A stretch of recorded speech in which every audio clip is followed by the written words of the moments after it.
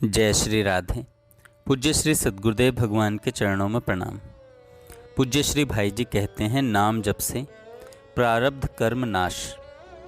श्रीमद् भागवत में आता है, जो लोग इस संसार बंधन से मुक्त होना चाहते हैं उनके लिए तीर्थपाद भगवान के नाम से बढ़कर और कोई साधन ऐसा नहीं है जो कर्म बंधन की जड़ काट सके।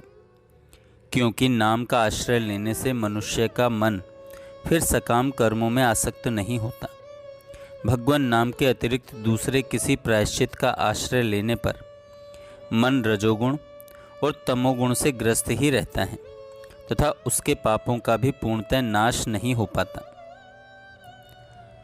मरणोन्मुख रोगी तथा गिरता या किसी का स्मरण करता हुआ मनुष्य विवश होकर भी जिन भगवान के नाम का उच्चारण करके कर्मों की सांकल से छुटकारा पा उत्तम गति को प्राप्त कर लेता है, उन्हीं भगवान का कलयुग के मनुष्य पूजन नहीं करेंगे।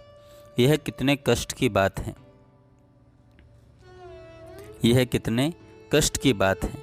स्कंद पुराण में आता है, जिसने एक बार भी हरि इन दो अक्षरों का उच्चारण कर लिया उसने मोक्ष तक पहुंचने के लिए कमर कस ली है।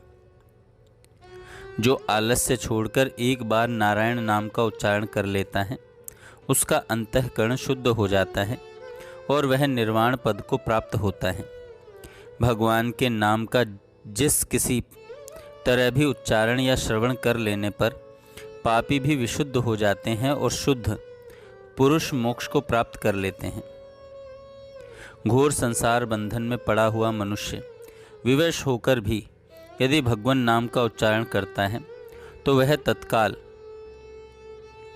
तत्काल उस बंधन से मुक्त हो जाता है और उस पद को प्राप्त होता है जिससे भय स्वयं भय मानता है। मनुष्यों के पाप का नाश करने के लिए इतने बड़े साधन की आवश्यकता नहीं कि भगवान के गुण कर्म और नामों का कीर्तन किया जाए, क्योंकि अजामिल जैसा पापी भी मरते समय नारायण शब्द से अपने पुत्र को पुकारकर मुक्ति पा गया। उन भगवान के नाम का स्मरण करते ही पापी जीवों को भी तत्काल ऐसी मुक्ति सुलभ हो जाती है जो ब्रह्मा आदि देवताओं के लिए भी परम दुर्लभ है। भगवान केशव के नाम मात्र का उच्चारण किया जाता है, वही परम पवित्र पुण्य कर्म है।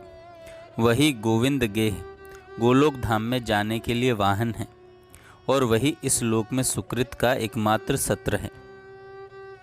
इस प्रकार अंतकाल में अपने अधर्मज पुत्र के नाम के बहाने हरि का उच्चारण करके वह श्री हरि के परम धाम में जा पहुंचा।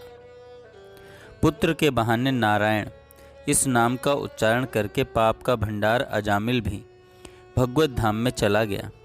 फिर जो श्रद्धा पूर्वक भगवान का नाम लेता है उसकी मुक्ति के लिए तो कहना ही क्या है। जो मनुष्य संसार भय से भीत हो वासुदेव इस नाम का उच्चारण करता है वह उस भय से मुक्त हो भगवान विष्णु के ही पद को प्राप्त होता है। इसमें संशय नहीं है। अर्जुन, जो मेरे नामों का गान करके मेरे निकट नाचने लगता है उसने मुझे खरीद लिया है। यह मैं तुमसे सच्ची बात कहता हूँ। आदि पुराण में कहते हैं, भगवान जो मेरे नामों का गान करके मेरे समीप प्रेम से रो उठते हैं उनका मैं खरीदा हुआ गुलाम हूँ। यह जनार्दन दूसरे किसी हाथ नहीं बिका है।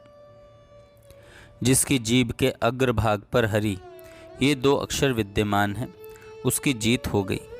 उसने विजय पाली, निश्चय ही उसकी विजय हो गई। श्री हरि के नाम कीर्तन में न तो किसी देश विशेष का नियम है न काल विशेष का ही। झूठे अथवा पवित्र होने पर भी नामोच्चारण के लिए कोई निषेध नहीं है। चक्रपाणी श्री हरि के नामों का सदा और सर्वत्र कीर्तन करें। उनके कीर्तन में अशौच बाधक नहीं है, क्योंकि वे भगवान स्वयं ही सबको पवित्र करने वाले हैं। यह भगवान नाम किसी भी देश काल और अवस्था में शुद्धि आदि की अपेक्षा नहीं रखता। यह तो स्वतंत्र ही रहकर अभीष्ट कामनाओं को देने वाला है।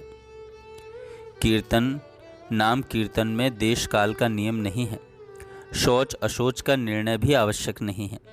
केवल राम राम ऐसा कीर्तन करने से ही परम मोक्ष की प्राप्ति हो जाती है। राजन, भगवान विष्णु के इस नाम कीर्तन में देश और काल का नियम नहीं है। इस विषय में तुम्हें संदेह नहीं करना चाहिए। इस विषय में तुम्हें संदेह नहीं करना चाहिए।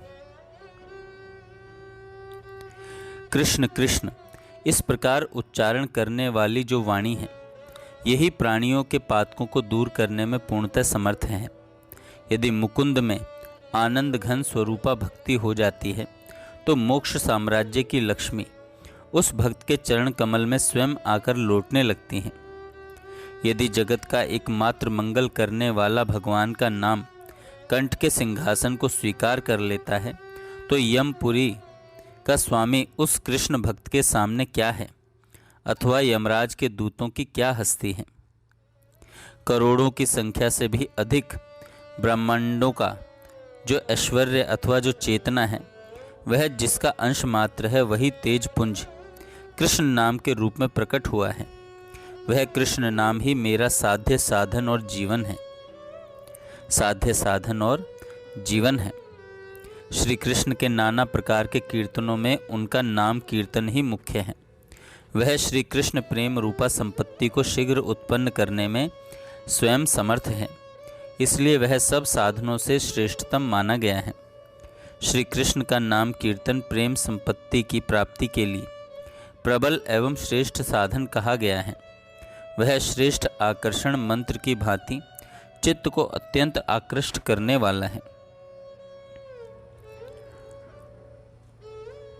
श्री कृष्णचंद्र जितने उच्च स्वर से रासोचित गान गाते थे, उससे दूने स्वर में गोपियां केवल साधु कृष्ण धन्य कृष्ण के गीत गाती थीं। श्रद्धा से अवहेलना से कैसे भी एक बार किया हुआ कृष्ण नाम का कीर्तन मनुष्य मात्र को तार देता है। जो परिहास और उपहास आदि के द्वारा भगवान विष्णु के नाम लेते हैं, वे मनुष्य भी कृतार्थ हैं। उनके प्रति भी यहाँ मेरी ओर से बारंबार नमस्कार है। जो मनुष्य नारायण, अच्युत, अनंत और वासुदेव आदि नामों का सदा कीर्तन करता है, वह मुझ में लीन होने वाले भक्तों की भूमि को प्राप्त होता है। पवित्र सहस्त्र नामों की 3 आवृत्तियां करने से जो फल मिलता है, उसे कृष्ण नाम एक ही बार के उच्चारण से सुलभ कर देता है। जय श्री राधे।